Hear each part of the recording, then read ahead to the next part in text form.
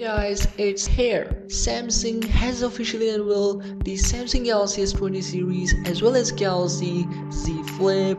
But here we are just gonna take a look at Galaxy S20 series and I'm gonna talk and explain like I know nothing before this unpacked event.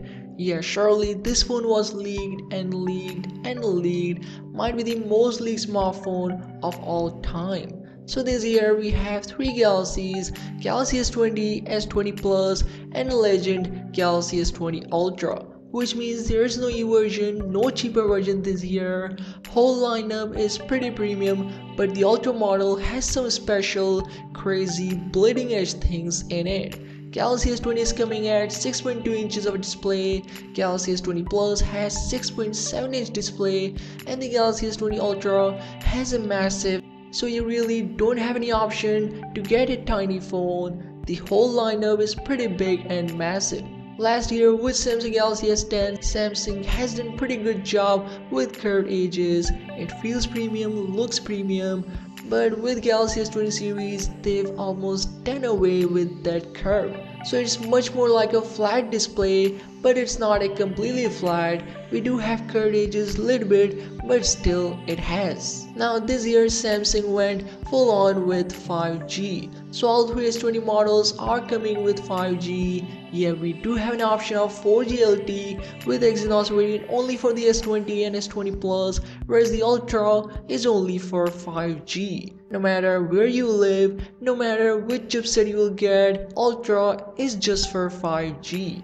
Speaking of the RAM amount, so all three models has 12 gigs of RAM, whereas the Ultra is going even further than that with up to 16 gigs of RAM. Now Android obviously doesn't need that much amount of RAM right now, but Samsung has taken advantage of that much RAM amount in a pretty cool way. So you're able to pin 5 applications in memory so that they're always open. So you're not going to open it up in real time, it will always be present in memory. Now these phones are also coming with 120Hz AMOLED Quad HD Plus resolution display, but there's a catch. You can't use 120Hz refresh rate at max Quad HD Plus resolution. To use higher refresh rate, you have to decrease the resolution to Full HD Plus, and of course Samsung is doing this to save battery power, because yeah, high refresh rate displays are extremely power killers. They drain batteries way more faster, so it's a nice little feature thing in the S20 family. And speaking of the powerhouse, so Galaxy S20 is having a 4000 mAh battery, Galaxy S20 Plus has 4500 mAh, and Galaxy S20 Ultra has a 5000 mAh cell. They all come with 25-watt charging, but only with the Ultra we do have support for ultimate 45-watt fast charging technology. And now jumping to the main headline feature for the Galaxy S20 series, and that is the camera. So let's start off with the Galaxy S20 and S20 Plus. So you are getting a 12 megapixel main lens, 12 megapixel ultra wide angle lens, and a 64 megapixel telephoto lens with 3x optical and up to 30x digital zoom.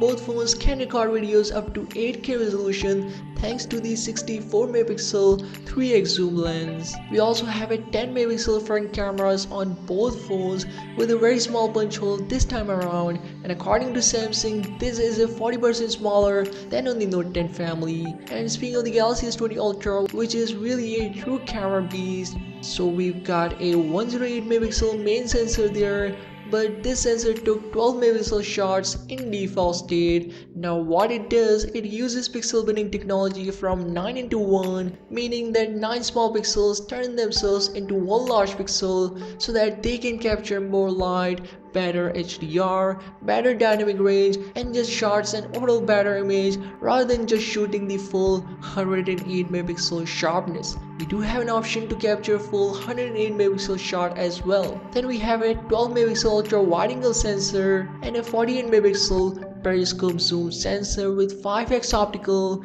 10x hybrid, and up to 100x space zoom. Now of course 100x is a digital zoom, so I don't know how well it captures that 100x zoom shot. I haven't used that phone yet, but I'm trying to get a review in it hopefully I'll get it. Other than that, S20 Ultra has a 40 megapixel front camera that bends down to 10 megapixel. So that's pretty much I guess about the S20. Of course, if I'll get reviewing it, then more content will come, like full review, comparisons, true potential of camera in video. But then it's all up to you. If you support this channel, then I'll probably get the S20 models. But yeah, that's it for now, and subscribe and support, and yeah, see you in the next one.